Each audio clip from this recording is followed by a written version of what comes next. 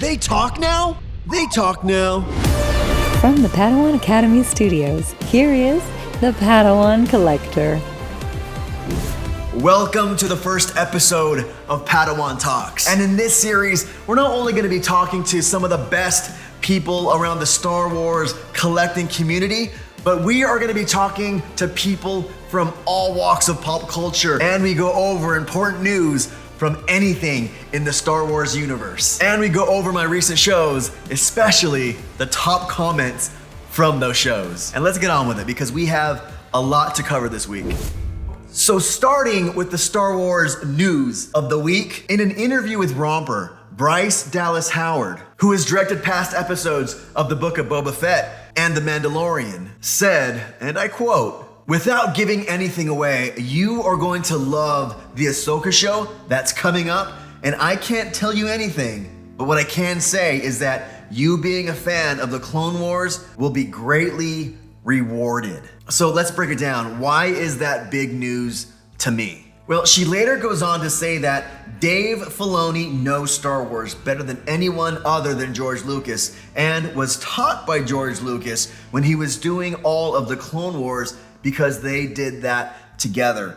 Now, this is big news, not because of what she says, because as far as what she says, that is pretty straightforward and everyone knows at least the details of what she said. But reading in between the lines, it's the fact that it's coming from Bryce, who in my opinion has directed some of the best episodes inside the Star Wars new universe in The Mandalorian and Book of Boba Fett. And in my opinion, she is one of the best, if not the best choice to begin directing the new Ahsoka series and really start shaping that content and those episodes in an early start. And the fact that she says that fans of the Clone Wars can expect something great out of Ahsoka, and if you're fans of that series, you're gonna be a fan of the Ahsoka series. I think that speaks volumes because she wouldn't be able to say that if she didn't have direct knowledge of the content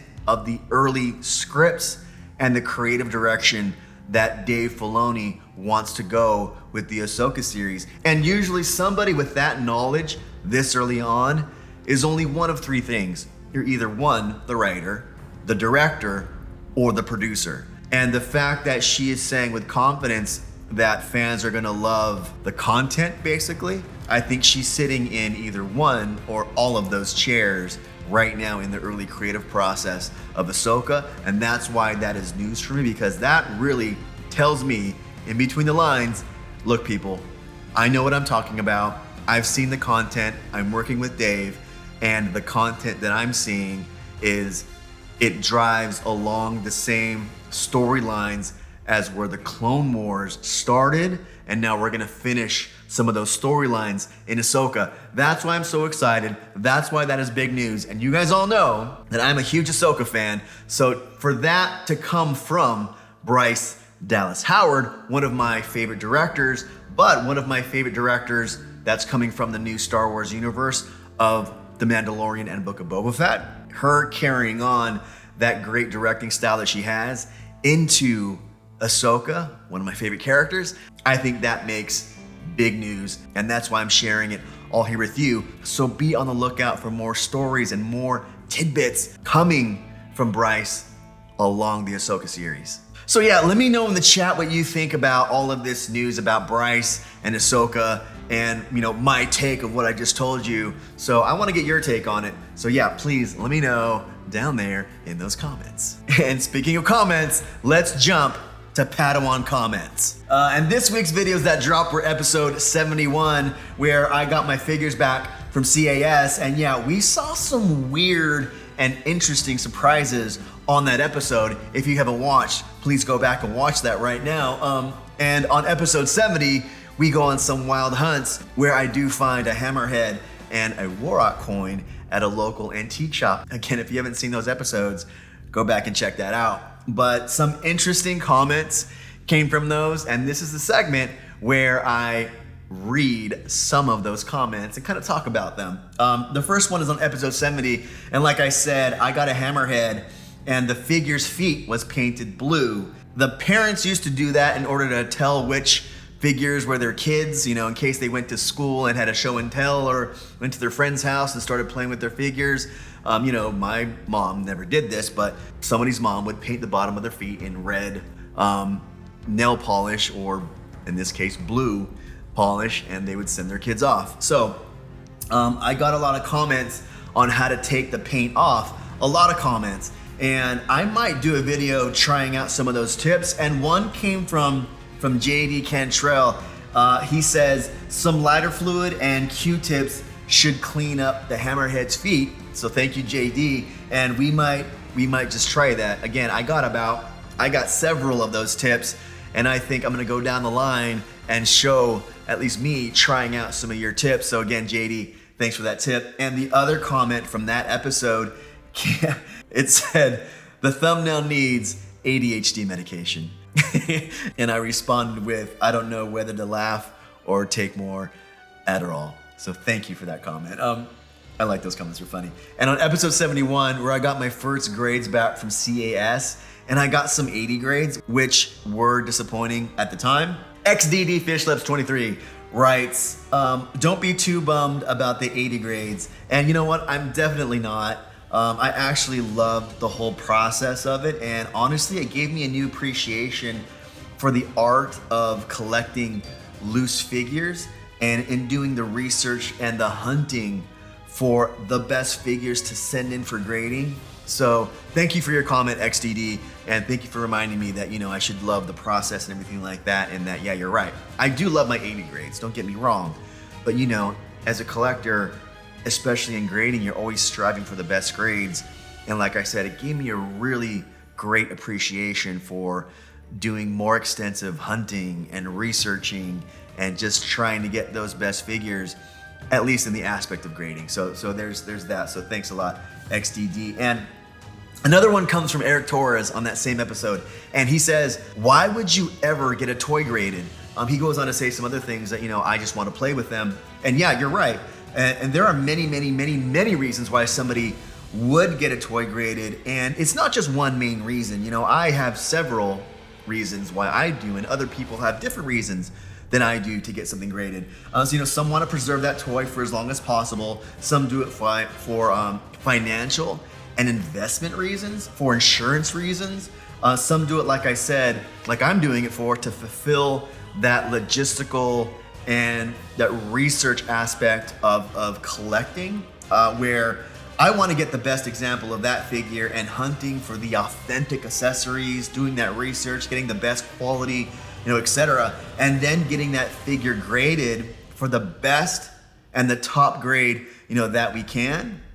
That's also another aspect of collecting that I dig, right? Beyond, you know, trying to preserve that character or that figure and, you know, the monetary gains that somebody could get by, you know, grading that figure, you know, getting it appraised and things like that. And yeah, it helps out when you want to resell that figure. But for me, it's also the numbers game, right? Trying to get the best figure, trying to get the best grades.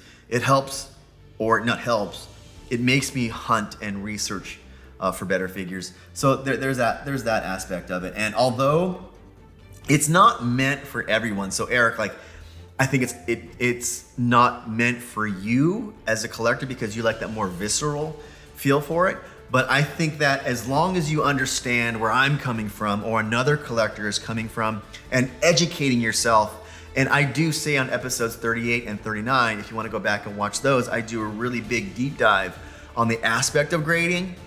I think as long as you understand where other collectors are coming from, even though it's not your cup of tea, I think as long as you understand, now I get why they want to grade.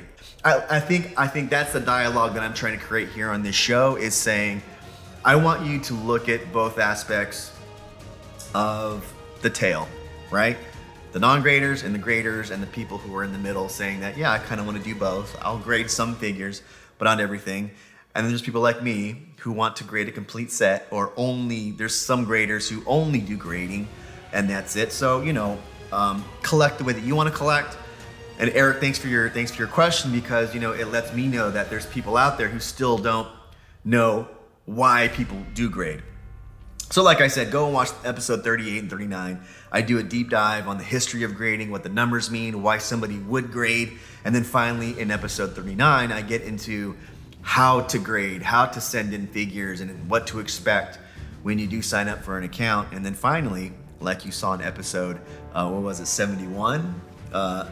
Me actually getting figures back, and that whole circle kind of completed, which was kind of cool. I'm glad I can show you guys there, and you guys can see those aspects. And now we're gonna get to our first guest, which is the main point of the show. Obviously, it's Padawan Talks. We're gonna talk to people out there in the community. So let's just get right into it.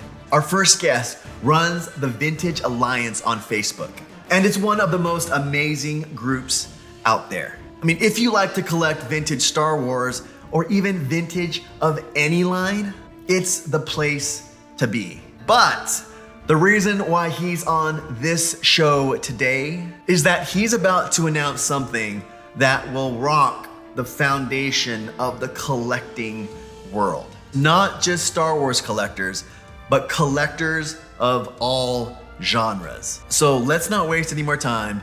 Let's get to meet one James Coleman. And this is my interview with James.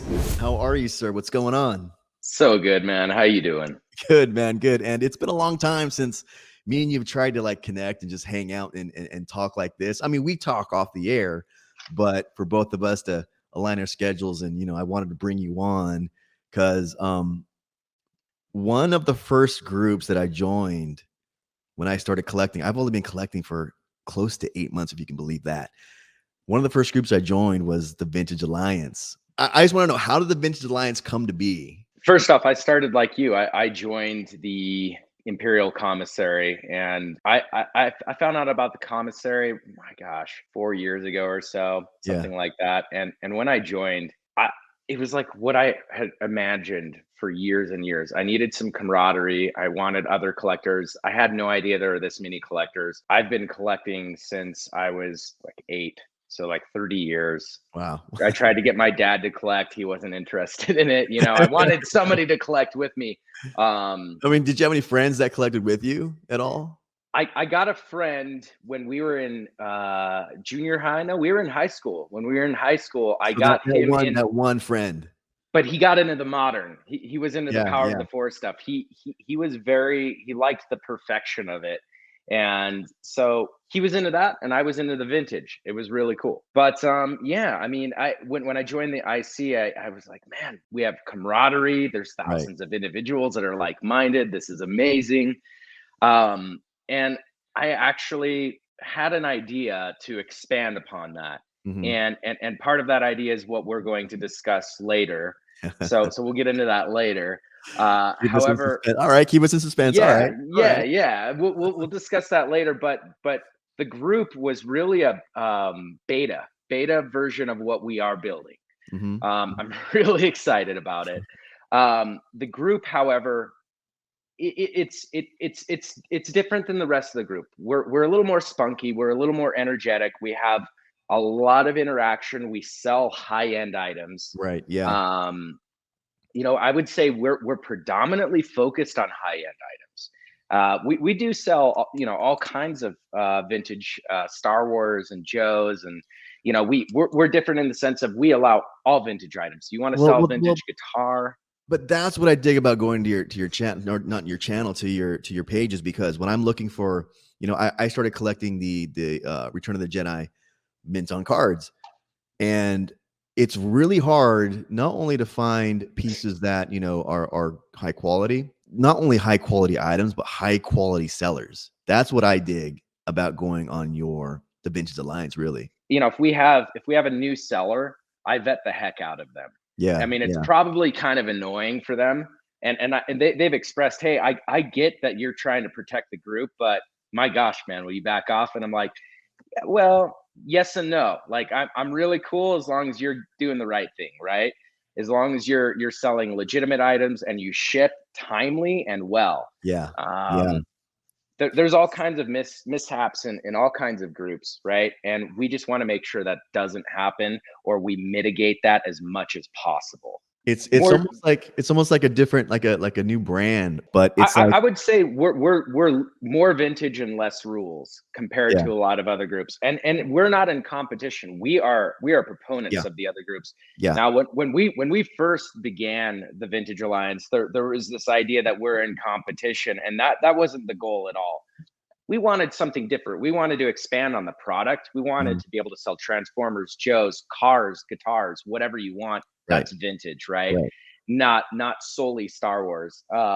And I think that competition idea was actually beneficial for us.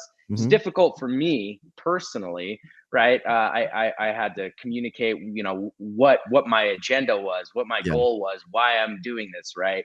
And I just wanted to do something different that was more spunky and a little more out there. I have a weird sense of humor too. And if you notice that a lot of our group members have that weird sense of humor, and that's what I'm talking about, yeah, yeah, that's what I'm talking about, yeah. Fresh perspective, when I was introduced to the Vintage Alliance, along with other groups like Echo and, like I said, Imperial Commissary, I didn't feel that you were in competition at all. In fact, I feel a great camaraderie with every group out there, whether it be, Echo across the pond, Imperial Commissary here, which is like, a huge group, Vintage Alliance, Bespin Prime, like whoever you want to go to. It's a great camaraderie because when I go to different shops, and now I'm going to go to my first convention at the ICCC, everyone from these groups, whether they be Echo or whatever, is going to these conventions together, so it's like a cross blend of like ideas. I feel that you're really bridging the gap to bring in a younger generation of collectors and give them a taste of like, hey, this is vintage, that vintage is cool, and a fresh approach on collecting vintage. first off, it is cool. And to expand upon it, it's in the name, Vintage Alliance. Yeah, The idea of the alliance is, hey man, we allow individuals to market on our site. They can market their group if they want. They can say, hey, I'm building a group. Hey, I'm doing this. We're not a only Vintage Alliance group. We want people to be able to funnel through our group and find other groups and find other means of buying and selling and yeah, collecting. We want to be very inclusive yet exclusive at the same time. mhm, So we have this inclusive group vibe, but we are also exclusive in the sense of, hey, if you're selling repro, you're out, right? If you're selling fake items, you're out. If you're trying to sell something that isn't right for the group, or if you're a little bit too aggressive in the group, that's not necessarily what we're looking for either. But right, regardless, it's in the name, the Vintage Alliance. We're not just trying to get our group out there. We want something that's very inclusive. I love the bartering aspect totally, of our groups. I love the trading, and yeah, you put an item up and, hey, would you accept this? And you guys meet in the middle. yeah, It's I think it's a separate part of the collecting world, but it's so fun. And yeah, it's like being on Pawn Stars every day, right? And I think that people enjoy getting a good deal. They see an item they want, they're like, for me, I'm very negotiable as a seller. mhm, I I mhm, I I try to aim high, but if somebody really wants the piece and they say, I really think it's not worth that, or will you work with me? I only have so much. Can I go on a payment plan? I say, sure. yeah, What do you want to do? Let's see if we can work this out and meet in the middle. yeah, And I think personally, I've worked with a lot of individuals where they say their price is firm, and they just, and their price is already high. And I'm like, well, okay, thank you so much. right, And you right, kind of move on to the next one. But for my personal collection, oftentimes, I'll pay above market for that item. One, because I really want it. For example, I was looking for a Han 65C. uh-huh, I don't know if you know that, but I had posts everywhere. I finally found one. I paid way more than anybody else I know would pay for that item, like probably by 10. well, And I yeah, mean, well, to me, collecting the because I'm doing the same thing you're doing, is collecting the Return of the Jedi card. So yes, some of those pieces are very, very expensive, especially Clear Bubble. clear bubble is, I mean, for a while, individuals were a little bit demeaning toward Return of the Jedi, and Return of the Jedi is hitting 40 years next year, Yeah, so everything yeah, Jedi is just going to soar, and especially if it's top-notch condition.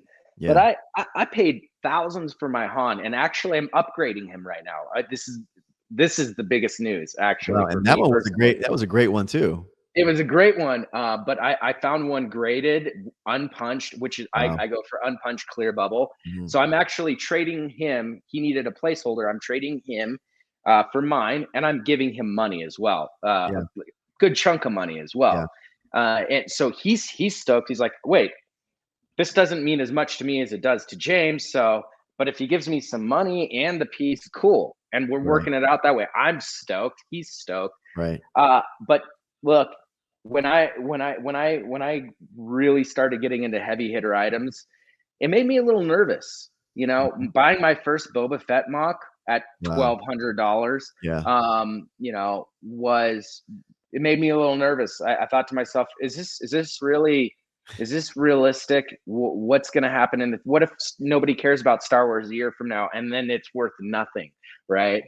So I understand why people are apprehensive, and I think that's the biggest part. They're a little apprehensive, like, hey, is this a real investment? Right. I'm paying a lot of money. Nobody wants to pay an exorbitant amount of funds for an item and it depreciate in value like cars. I mean, it's the same thing with cars. It's the same thing with art, right? There are some things that will never go down in value, like a Picasso or a Monet, right? It might take a little hit depending on the world economy, but I think Star Wars is around that same thing, especially and only vintage Star Wars, right? You can buy a modern figure for what you bought it for back in the 1995, you know, pretty much. But what I think what people can do, and this is really how I got into the world of selling. I had so much stuff, and I started coming across these large collections at great deals, which are very difficult to find nowadays. People know the values. They're overpriced nowadays, right? But I was coming across these big collections, and I'm like, well, I guess I'll just buy it all. I might spend $500 on one piece, but you have the whole collection for $5,000. Right. Okay, let's buy the whole thing. So, and I just had way too much. So I started selling and, you know, just to get rid of items that that weren't a part of my focus. And I realized, oh my gosh, I actually profited a little bit on that. So what do I do next? Oh, now I can afford that piece. Now I can afford that Boba Fett that I really want. So I'll put that money in that Boba Fett. Goodness gracious. Okay. And then I can do that over and over and build my collection however I want. It requires a lot of work, a lot of hunting, a lot of time. You know, but if you're really serious about collecting, that's the way to do it. That's the way to do it, is to barter, buy, sell, trade. It's great to do things in stages so you get to understand what you're looking for. You know, when you start at those stages, your eyes get better and better and better as time goes on, and you know what to look for in figures or mock. Like, for example, when you first picked up your first figure, it probably wasn't the mintiest figure that you've ever picked up. But you were stoked to get the figure. I was just stoked to put it in that case. Yeah, exactly. Yeah. And then you realize, oh my gosh, there's some hand rubs, or there's some feet rubs, or that's when I realized, oh gosh, there's a repro item in there. Now that I learned, so you learn and you upgrade. But that's exactly right. You know, you said you were into collecting as a kid. You had a friend who was used to collect with, but I think transitioning into an adult, why as an adult do you collect the vintage, or do you collect action figures in the first place? I was out in Albuquerque, and I was spending quite a bit of time out there. I was working on some properties, and I was kind of lonely, to be honest. I was kind of like, oh my gosh, man, it's kind of lonely out here, and Albuquerque is a really interesting place. There's the UFO museum, of course. Oh man, I've been to Palestine, and I felt more safe in Palestine than I did in Albuquerque, for sure. Yeah, man, it's the land of Breaking Bad, of course. It might be legit, but no, I just something inside of me. I read the book, The Subtle Art of Not Giving an F. And he actually so good. And I'm like, I'm getting older, you know, and I don't have a wife or kids, right? You know, I didn't have a wife or kids at the time, and I'm Yeah. like, I I gotta do something to. I was searching for happiness, and I'm like, what even makes me happy? Mm-hmm. Mm-hmm. And somehow just went to some antique stores and I saw some vintage again, and I remembered the feeling I got when I found some vintage, Yeah. and I Did I it take you was back? Did it take you back to your oh childhood? my gosh, Yeah. yes, it did, and I'm like, this is this isn't drugs. Right. Yeah. It's not alcohol. Mm-hmm. It's this is something inanimate. Um, It's fun. It's just it's fun. It's fun fun. and it's addictive as heck, right? Um, but I was searching after that nostalgia, man, and I got that, you know, with collecting, and I'm like, oh my gosh, I forgot how fun this is, and oh yeah, I'm gonna build some scenes, and I'm, you know, Yeah. now that I have, you know, more funds to buy basically what I want, I can build a big diorama if I want to Right. of the Right. Imperial Landing. I could build Ewok Village if I want to, right? And I could buy a slew of stormtroopers and biker scouts. And you know, I'm like, oh my gosh, they're pretty dang expensive, but I could still do it, you know. And the initial shock of how expensive these pieces are, I think shocks a lot of people at first. It And they're like, shocked me oh, when this, it shocked me. I remember my first thing that shocked me when I was collecting. I have it on episode 2, I think, of my series, the Leia helmet. Because my mother, before she passed away, she bought me a indoor Leia. yeah, Didn't have the helmet. Everything else is there. I went online and I found a helmet for $70, and that shocked me. that's that's a real NFT. That's a tangible NFT. Totally. That's Yeah. what these pieces are. Each piece is a non-fungible token. Yep. Each mock is separate to itself because they all have different wear. They all have Yep. you know, not you can't compare one Boba Fett mock with another because they're going to be different condition. They're going to have a different figure, maybe a different weapon in it. But even if you have the same figure, same weapon, same card back, one is going to be nicer or have different blemishes than the other. Mhm. Regardless, Yeah. they're all going to have blemishes. But I really, you know, to kind of get back to you know, new collectors, we are and cars and things of that sort, we're hitting a point where you see video games hitting $1 million pieces, right? Yeah. You see cars, you know, hitting $1 million. You see Mhm. baseball, basketball cards hitting $1 million. Star Wars is not there yet, but I Nope. really believe that it is going to get there. I think that we are on the precipice of it exploding. I know a lot of collectors think that we've hit some threshold and that Mhm. at some point it's got it is not going to, my friends. When you look at Hake's auction, and Hake's, nothing is the Bible.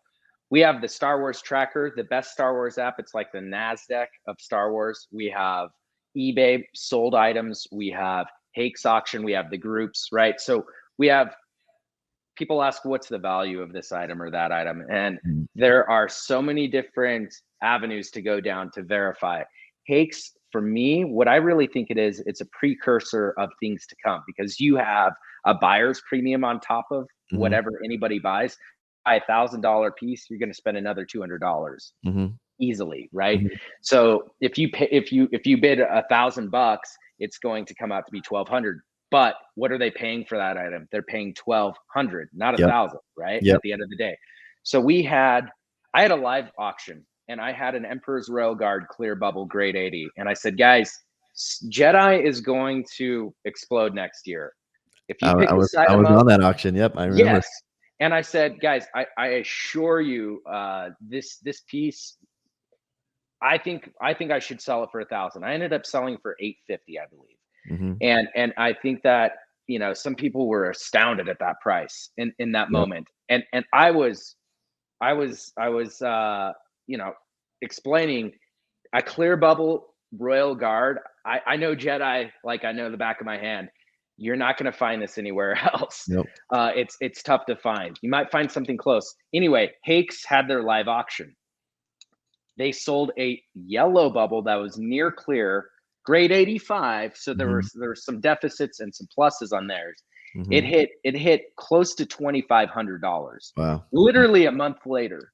And for me, that was, I was like, man, I really did undersell that Emperor's Royal Guard, but that's okay. But it was just, I have this gut instinct about these especially Jedi, and I saw it happen right away on Hakes. And for me, it was a little bit satisfying to be right in speculating on that.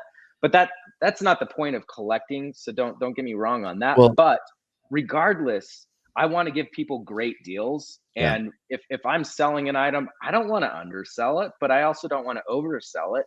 I want to be right there, you know? Right. Well, in these, a lot of the times in my series, I'm not only telling people, you know, what I buy, but I'm saying how I buy it. Right. So a lot of the times I'll tell people to go to the Facebook groups, search in, let's just say Emperor's Royal Guard, search Emperor's Royal Guard, and you'll see the selling data, you know. So go look at that, look at eBay, look at Star Wars Tracker. If you want to look at Star Wars Tracker, I use that on a daily basis. But nice. It's good that you mentioned the Hakes auction, because now I include that in my research data. I look at those things and I say, how much is this piece selling for? Especially now that I'm getting into the more, you know, the hard to find pieces in great condition, like the mocks or anything like that. I do look at that data because I want to know what things are selling for today, you know, so I can understand what's a great deal or what's an overpriced deal, especially, you know. Right. Yeah. Even there may be a piece out there, for example, my Han 65C and some other pieces. You'll pay over market because you can't find it anywhere. It's hard. Yeah. And I've passed on items. I passed on a Han mock one time. The guy wanted $500. This was years and years ago. And I was like, geez, man, I see them going for $200, but his was clear, unpunched, and beautiful. And goodness gracious, Han kept going up and up and up and up. And I said, hey man, do you have that Han? He said, no, I sold that a long time ago. So whoever bought that paid above market at the time, but then the market rose above what that guy paid. So what does it matter at the end of the day? Yeah. The seller was very smart. He sold high at the time, so he doesn't have regrets for selling that piece. So good on that person who bought that Han. But well, people are spending $100,000 on a rocket firing Boba Fett. $200,000 on a very rare collectible, right? But to me, that's like getting a Shelby Cobra that Shelby owned and built himself. Who's buying that piece though? And do you think that they're spending $200,000 because they really, really, really want a rocket firing Boba Fett? I'm sure they do. There's huge bragging rights, and it's one of the coolest pieces in the entire Star Wars catalog. However, they're saying to themselves, think about this. If they resold that on Hakes auction, Hakes is going to charge them 15%, and they're going to charge the buyer 15%. So over another 30%, right? So close to another $100,000. So at bare minimum, they're thinking in their mind, this is worth $300,000 to just break even. Right. I mean, if I ever had to sell. That's when you're getting into the 1% of the 1% collectors. You know, for sure. Who just go off and go up. My son is going to know Star Wars just like I did. It's not going to be, he knows Return of the Jedi. He's going to know a whole new world of Star Wars plus Return of the Jedi, right? Plus A New Hope, plus Empire Strikes Back. And I mean, he better love it. If he doesn't love it, we're going to have some disciplinary action. But speaking about your family and about, you know, everything like that, you know, I do what I do love about getting to know collectors in this community is that the different things that we bring, not only in our views of collecting, but our lives. And I got to know you not only as a collector, but as a musician, bro. So talk about your life as a musician, not just as a collector. Like how did you get into music, and what's your involvement in music?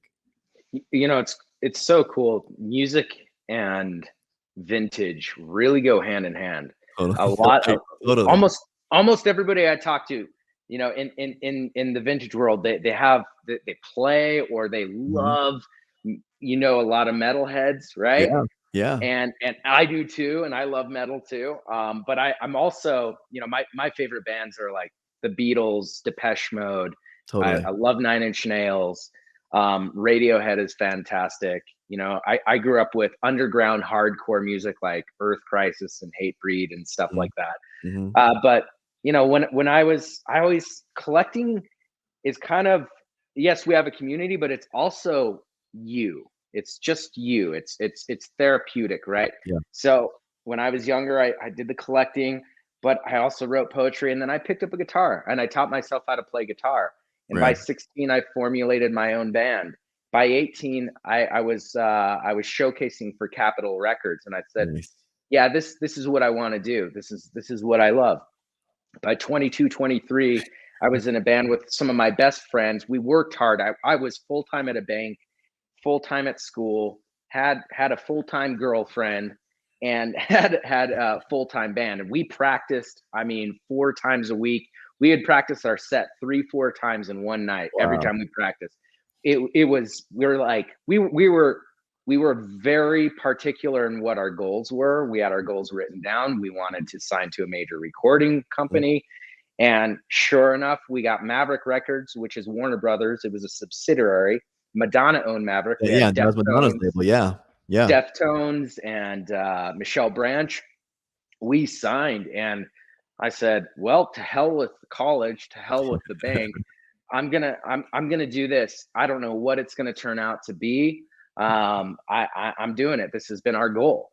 And I mean, man, we had so much fun flying up to New York and just partying in the hotels in New York. And there was a Power Wheels Ferrari a lot of people don't get to experience that, you know? Yeah. I mean, we opened for Hoobastank. There's a lot of really, really cool stuff. And just, man, we worked with Jess Cates, who wrote for Nick Lachey. Yep. And Backstreet Boys. You know, I was against it. I didn't want to co-write songs, but I learned so much on songwriting by working with some of these huge artists. I mean, Yeah. Aaron Kamen of The Calling. I don't know if you know who that was, but anyway, we had these opportunities. But I'll be honest. I was dissatisfied. My friends were changing. I was changing, and very, very rapidly. This happens very rapidly. I mean, it's wild. You have these opportunities, and it can go to people's heads. Yep. And what occurred was they wanted us to do a photo shoot, and we show up in a garage, like a parking garage, and they wanted this rugged look. And they throw a box down with a bunch of clothes. And said, put those on, you know, instead of the clothes you're wearing. And we were already dressed up, you know, in the way we thought we should dress. And, Right. you know, and I'm like, this isn't what John Lennon would do. John Lennon would be ticked off about this, you know? Well, we did it, and we looked dumb, in my opinion. And and then they wrote our first single as well, totally written by them. Wow. And they wanted us to, and then our next single would be our co-written song. And by then I was reaching a point where I realized I'm being controlled, you know, in this industry. And if you know anything about me, and the more you get to know me, you'll recognize I'm very much so a man who marches to his own beat. Oh, of course. Yeah. And I build my own drums too. And you know, hence why I started the groups. I'm just that way, you know. And I left the band, and I left the label, and we had a multi deal with them. And Maverick ended up dissolving a year after that. I didn't leave the music industry. I remained. I ended up signing with Honey Pot, which John Anderson ran, and he got Far East Movement like a G6 out there. He's the one that popped that in the license realm. Basically, what licensing is, I'm still a band, but I don't have to tour. I don't have to, you know, self-promote and do all that self-glorious crap. What I can do is write my music, stay to my hobby, stick to my passion, and my music supervisor will pitch my material to various shows. We've been on Elementary, CBS show. We've been on Vanderpump Rules, Road Rules. Witches of East End, a ton of shows and a ton of movies. Bonham is my main licensing band per se, and I have two other music partners that are involved in it. And this year's been a big year of change for me personally. I exited my career of 10 years in accounting for a property management firm, and it was very well paying. But I have my own businesses. I have a business consulting company that I run. We are starting another business as well. And I just do a multitude of different things, and I still license music, and I love it. But I'm finishing an album. It's a solo album, and I've always been, teetering on, should I have as many partners as I do, or should I just kind of do what I really, really, really want to do? Yeah. And I wrote an album that's all about my family and all about what I've experienced and with my family. I have a song called When We Were Young. And it's about my son. It's about my son. When he was born, man, he changed my whole perspective and my whole life. And it's amazing. It's about living like when we were young, and even the vintage collecting has a lot to do with this song. And in that, we need to remember to be like children. Otherwise, we're growing up too fast and we become bitter, and it's not worth it. So stay positive, stay happy. So we've got a tentative name for that. It's called We Are Atoms. That's awesome. That's awesome. That's an awesome name. That's an awesome name. Thank you. Yeah, We Are Atoms, and it's in the mixing stage right now. We finished up at the studios, and I wrote most of it at my home studio and solo, and then I brought in a lot of live cello, live didgeridoo, which is rad. It works. I mean, just on a song, live drums. So I got back to my roots of kind of the band feel, with some electronic elements, but most of the music that you hear right now is mostly electronic. Same with even my group Bonham. I mean, I have guitars in there, but majority of it's electronic. But I wanted that old vibe. I wanted to get a band together and get some drums and actually feel the music and groove. And I feel like this album by far. I wish I'd written this when I was in my early 20s, because I think by far it has the most universal sound of anything that I've ever written. And it's a progression of life that you've gone through that got you here. That at 20 you're a completely different person, but now it's perspective, and especially what you said about your son, that affects somebody greatly in the way that their thought process is. Dude, I write happy songs now. I was never able to write happy songs before my son. It was about a breakup or about politics or the corruption, and I'm a punk rocker at heart, hardcore kid at heart. So I always had this kind of negative spin on what I didn't like. And I had my son, and I'm like, I'm going to write about what I do like. Right. And I'm going to write about these positive things. And because it overpowered all the negativity that I had seen in the world before. Everybody is from something different, yet we all share this thing in common. And then, just like you're a Renaissance guy, no doubt. You're a Renaissance man, from business to collecting to like your personal life to your business life to, your artistic life. And I'm finding, and you're right, a lot of people in our community they're Renaissance people. That's why I love this community, because there's a lot of people like you and I who are different, but we're all like reinventing ourselves either late in life or from the beginning of life. Everybody's so interesting in this community. So that's why I really wanted to talk to you about this and get to know who you were and let the community know who you are, really. And segue into this next portion. Let me take a little sip here. Yeah. Whether it be water or whether it's rocket fuel, trust me, this is going to be rocket fuel to the community. So let's take a look at this trailer and let's come back and talk about the Collectors Alliance.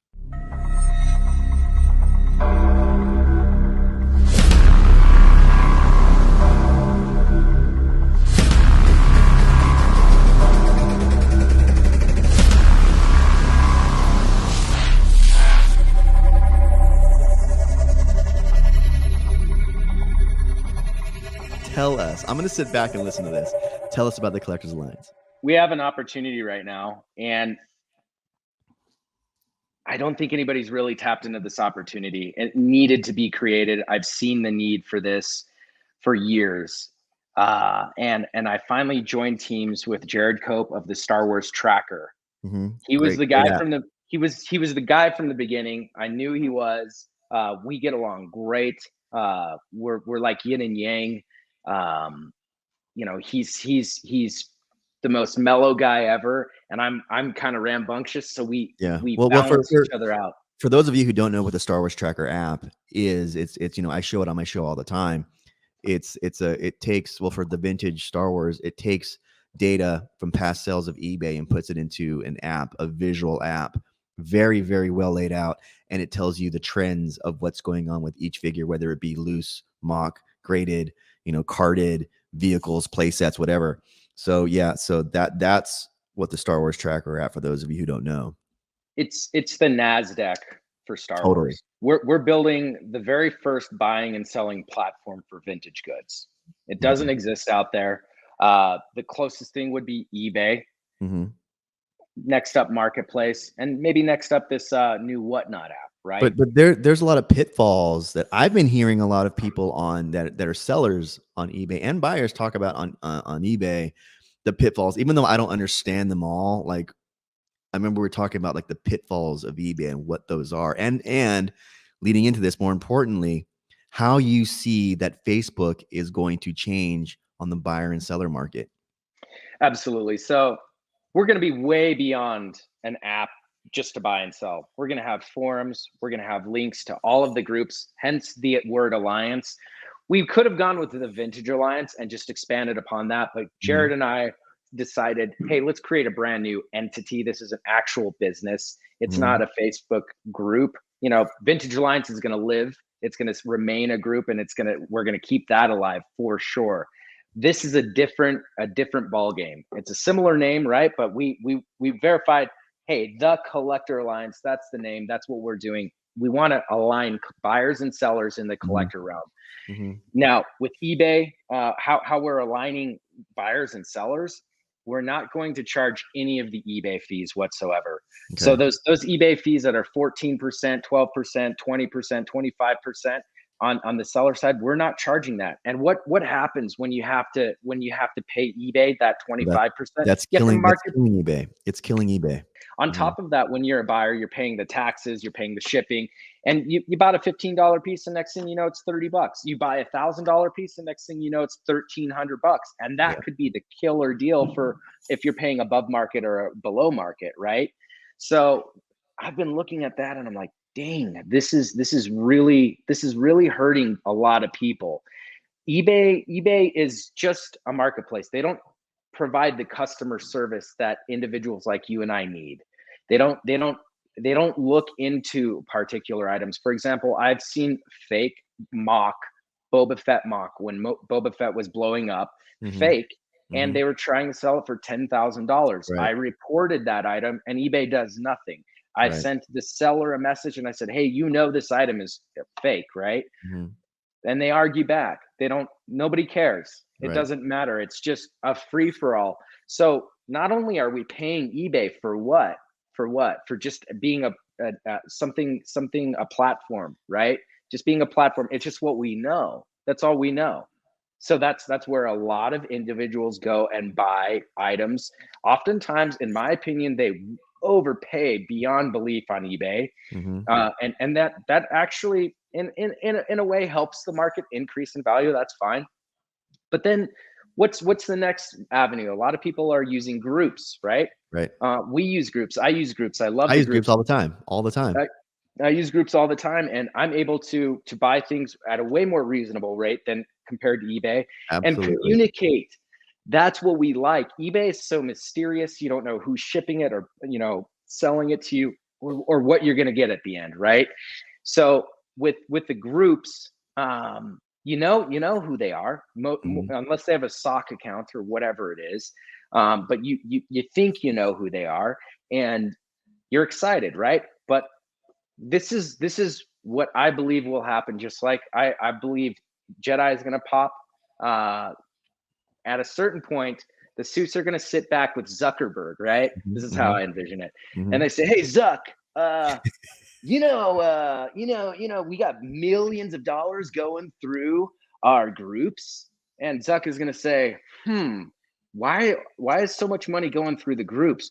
Well, man, it's not what the groups were designed for, and we really should capitalize on that. And Zuck is going to say, well, get me that proposal. Well, it already exists in our marketplace. We just need to set policies in the groups where they can no longer buy and sell in the groups. That's it. And it's going to happen. It will undoubtedly occur. And it'll come down as like the US government has asked us to regulate taxes and stuff like that. So it won't be their fault. It'll be the US government and taxes fault, Bingo. Which is what happened with PayPal, which is what happened with eBay. And that's impacted everybody this year, right? But guys, pay your taxes. There are write-offs for vintage items, right? If you run a vintage business, there's you can write off your offices and things of that nature. I'm not a CPA. Meet with a CPA, but you can be creative, but pay your dang taxes because you don't want to go to jail, right? I mean, all these problems are not problems. All of these things that you're mentioning are real. Where's everybody going to go to buy and sell through Messenger? You know how difficult that will be. Well, so you get no protection, right? No protection. At least with a group, you have a forum that's watching the transaction. Public. 100%. And it's going to be. Now we have certain factors like the Star Wars tracker, and I'll get to that in a minute. But yeah, we're going to get hit, and it's going to hurt the groups tremendously, and it's going to actually be really heartbreaking when that occurs. Has anybody talked to you about this that runs another group and says, yes, it's coming, or has this been a discussion for a while? Speculation is speculation, right? It's worth the words that are coming out of your mouth, which can just be error at times, right? However, look at trends, look at what's happening, look at what's happening with eBay, with regulations. It's coming to Facebook. Look at the changes within Facebook that have even happened over the past few years. Vintage Alliance started as really, I wanted to see how to run a group properly. I wanted to see what we can do differently. With the Thunderdome, we have a section where if somebody needs to complain, they don't do it on our group. I love that Thunderdome. They do it elsewhere. Yeah. If you need to complain about something, or even if you need like serious feedback where it's going to boggle down the sales feed or the fun part, it's our like, hey, let's get serious over here. Let's talk about the economy in Star Wars over here in the Thunderdome. Or there's a seller that sold repro. Let's talk about it here. Let's not disparage people. Let's try not to disparage people. It's honestly some of the best reads I've ever had in the Thunderdome, honestly. I love it. So, we're going to have something like that as well. But with the Collector Alliance, we want to conglomerate the groups. We want to conglomerate other retailers. Final Frontier, Dallas Vintage Toys. I've already talked to those guys. They got me their PNGs. So we're gonna have everything linked up. Imperial Commissaries on it. I got yours, right? So we're going to be semi-exclusive, inclusive, just like the Vintage Alliance, where we want it to be a one-stop shop. We want somebody to be able to go to the Collector Alliance and say, man, I need to look up weapons. What do I do here? Oh, here we go. There's variant villains. Okay, I'll click on that. Or Imperial Gunnery, I'll click on that. Or there's other groups out there. I'll click on that. We're starting with Star Wars. This can, as long as the people want it, this can expand into Gucci purses. This can expand into G.I. Joes. This can expand into vintage Prada, right? So cool vintage items, vintage Gibson SG from 1971. It can really conglomerate the collectors community. We are going to start niche, and I'm beyond ecstatic to release this. We are in beta mode right now, which is why we're ready to start talking about it. I've kept this under wraps for about 3 years. Wow. And having Jared on board is the guy that I like him so much. He's good at what he does. Well, Star Wars Tracker's already proven. It's already Star Wars Tracker's proven. Yeah. And I think once he saw Vintage Alliance, how we run Vintage Alliance, he likes that atmosphere, and I like his atmosphere. And we said, let's combine it. We had dialogue for a number of months, and we were like, is this worth our time? This is a lot of time. Yeah, that's what excited me, was when I knew that it was a person behind the Star Wars tracker, and then I know what your group is on the Vintage Alliance and that quality, and so that excited me. That really did excite me. I'm excited too, man. And couple more features we're going to be offering.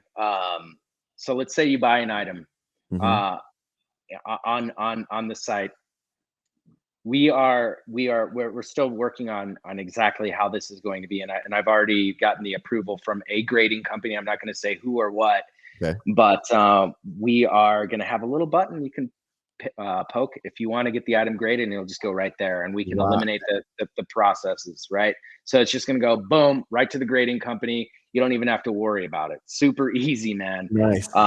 We want to establish these long-term relationships with the grading companies, with the groups, with virtually everybody.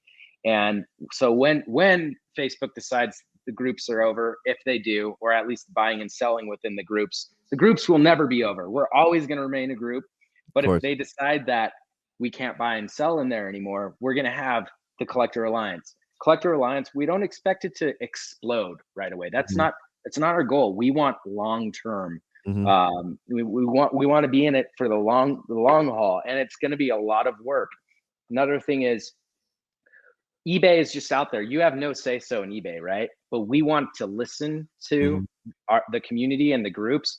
When they have ideas, we want to implement those ideas, or at least see if it's viable to implement those ideas.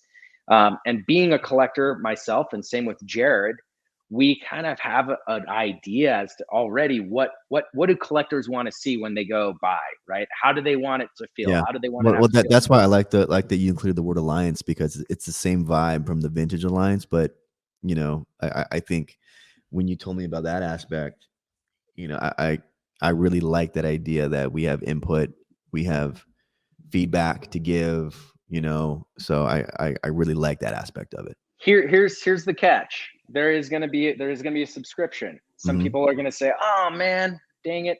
Why is there a subscription? Well, it's going to be less price than Netflix. How much entertainment do you have looking and hunting for items? I find it wildly entertaining. If I'm watching a movie, I'm hunting for stuff, or I'm chatting with people about Star Wars stuff all the time. Well, for a serious collector, I have a subscription to Star Wars Tracker, and if you were to give me that tracker and say, how much money have you saved over time, I can give you legit data of how much time and money that thing has saved me. We're not gonna start this from the grassroots, as you mentioned earlier. We're very well connected and very good friends with some of the best sellers out there in the world, I would say. So we're going to have a lot of individuals selling right away. So when you jump on, when it first starts, it's not going to be crickets. We're going to have a ton of awesome product at a lesser price than eBay. Nobody pays these fees. We're connecting. We're kind of building this platform where we say, hey guys, we built it. Now you run it. But, well, we hope to have the largest selection in the world on our app, and I would say we will have the largest selection in the world. I believe that we're going to surpass eBay rather quickly. Probably at launch, we're going to have more vintage product than eBay at launch. Yeah, well, there's a lot of executives. There's a lot of people in the departments of eBay who are leaving eBay. They see the writing on the wall, which is crazy, Absolutely. People who work at eBay.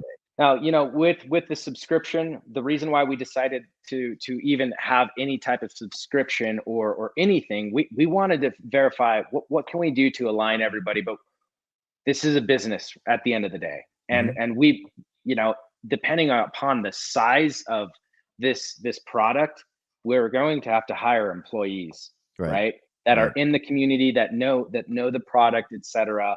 So we need something viable to keep it healthy and strong. And we said, well, subscription? That's where we'll be at, and that way people know what they're getting into. Now let's say $12, let's say $10, let's say $5, whatever that we haven't determined exactly what it is, right?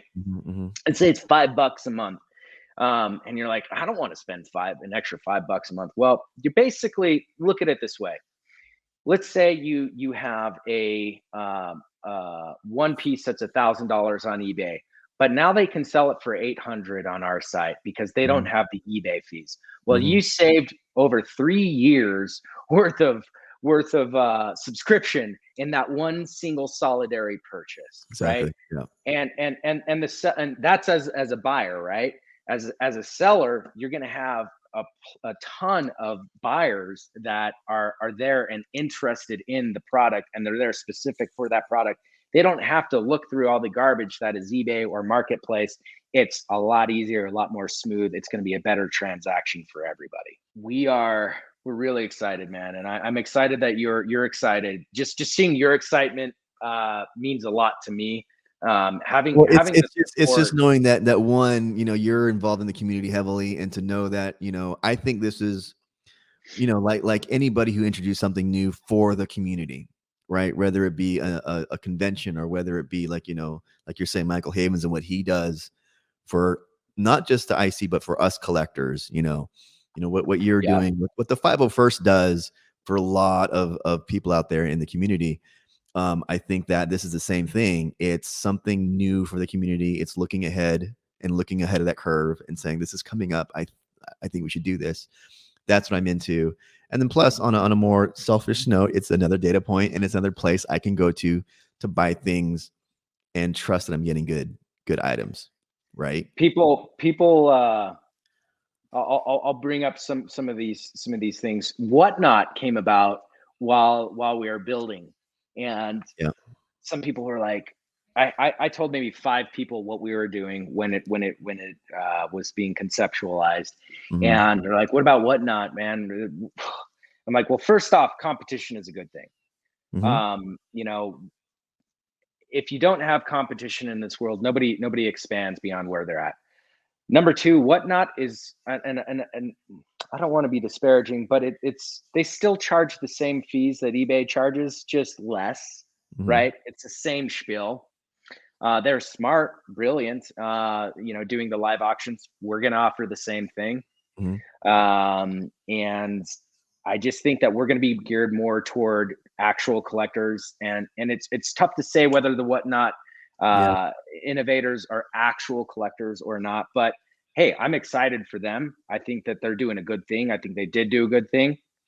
However, this is going to be much different than Whatnot, and more niche and more geared toward the collector rather than just another version of eBay. Well, another thing that you brought up that, a lot of these places don't have, whether it's Whatnot or anything else, is that 1, it's niche, but 2, you were saying about the feedback and about the collective, right? So that's what I like about this. The same thing with the Vintage Alliance. It's molded by collectors for that niche, for that market, right? So maybe OfferUp can evolve into that, but right now it's not. But I like that you're doing this on the get-go for collectors. We want to hear their. So you'll see more polls and things of that nature on Vintage Alliance. Hey guys, do you want to, what do you want to see? How do you want to see the photos? Or how do you want to, do you want live auctions on the app? What do you want to see in the app? Dude, like if you had a section for clothing and you guys were selling vintage Nikes, I would be there. If you guys were selling Vision streetwear, 1980s, I would be there. Exactly. So it's but the thing is that it's not regulated, but it's for collectors by collectors. That's what I like that this vibe is about. Just like I like ICC for that, our IC for that. I like, Vintage Alliance for that, and a lot of other groups, Echo. That's why I go there, is because it's molded by collectors. It's not just one conglomerate saying, I think that you should do this. It's collectors saying, we won't be here unless you do this. You know what I mean? For collectors by collectors. I'm writing this down. I think that's free. That one is free. Oh, but it's that vibe. And we were talking about this earlier. For those of you who are joining us late, the vibe that we're talking about the Vintage Alliance is that it's a different vibe, and I think we're riding the wave. Just like my show, I think I hope to do is I'm riding the wave into a new generation of collectors. I think you're riding the wave into a new way of collecting, and not just a new generation, but just a new wave of what this collecting genre is going to be. That's exciting, and to hear about it on the precipice, I think that's exciting too, Having the support of the community is going to be dire for us. I'm not expecting that every Vintage Alliance group member is going to be a part of the app. That's not my expectation at all. In fact, I would hope so. I would hope they would all support. That's not an expectation. It's not a demand. The thought though is that, hey, the ones that jump on, they're helping support build this app even greater. The more individuals that support it, that go in and buy and use the tool that it is, the better we become and the stronger we become, and the more tools we can build. Right. And the more offerings we can have, and the more opportunities we'll have. We're blessed enough to have the backing in the groups, that the moral support at least right now. And in terms of backing, we're financially putting our own sweat, blood, and tears, Jared and I, into this company. And every little, well, what does it cost to build an app? Oh my goodness gracious. It's not cheap, right? And time alone is valuable, but beyond that, when you want to, a Facebook group versus an app is a totally different ball game, right? In terms of what it's costing us, and we both believe in it, where we're putting our sweat, blood, and tears and financial backing into it. And the cool thing is we've got enough traction going together as a team where we don't need investors or anything of that nature. We're investing our own time and resources into this app, and to the point where, hey, we really believe this is going to be not only an amazing tool, but we believe it's going to be wildly successful. And it's going to take time, but the cool thing beyond the app is, I've had that experience with Vintage Alliance, how to moderate, how to run. You make mistakes, right? And you learn from those mistakes. If you think everything you do is right and everybody else is wrong, and you're not willing to correct yourself, man, you're not growing.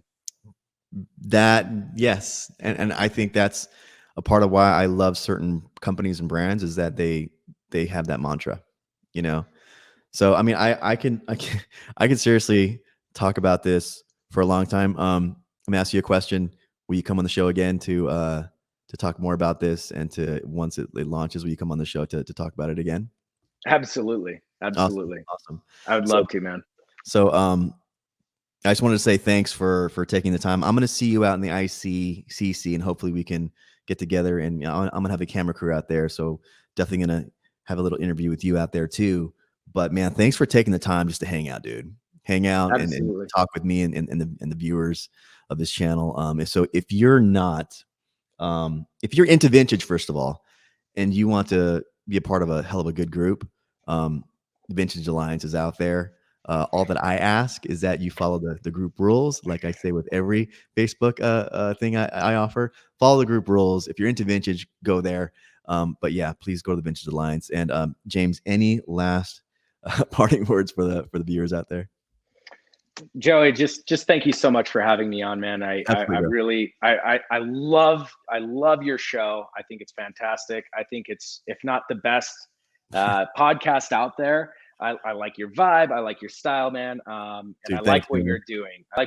And I think that your show is just top notch. And I just appreciate everything that you've done here today, and in chatting and your support. And let's see what happens in the future. I'm excited. Yeah, man. As long as you come back, cool. Well, thanks for taking the time to chat with me. And I'll see you at the ICCC. Absolutely. All right, brother. So everybody, thanks a lot for joining me on the first episode of Padawan Talks. In the next coming episodes, we're going to be talking to some awesome people, especially when I get to interview Ashley Eckstein for the first time in person at the ICCC, and that's a toy convention over in Nashville. And we also get to talk to the guys over at Red 5 Designs. Their book is coming out, and this is the quintessential collector's book for the vintage line. of the Kenner Star Wars action figures. Not only talking to the creators of that book, a deep dive into the why it was created and the contents of the book, but we're going into the history of books that came before it, predecessors that really set up the foundation for what this amazing book is. And if you know about the Kickstarter campaign that the guys over at Red 5 had to go through, this is the culmination of where that book is going to take us into the future. So I can't wait for that. So Ashley Eckstein, the guys from Read 5, many more interviews in the future. Thank you for joining me over at Padawan Talks, and I'll see you guys next time. If you're new to the channel, check out the welcome video, or just check out the next episode. And please subscribe if you want to follow the journey. And remember, there is no shame in being a Padawan.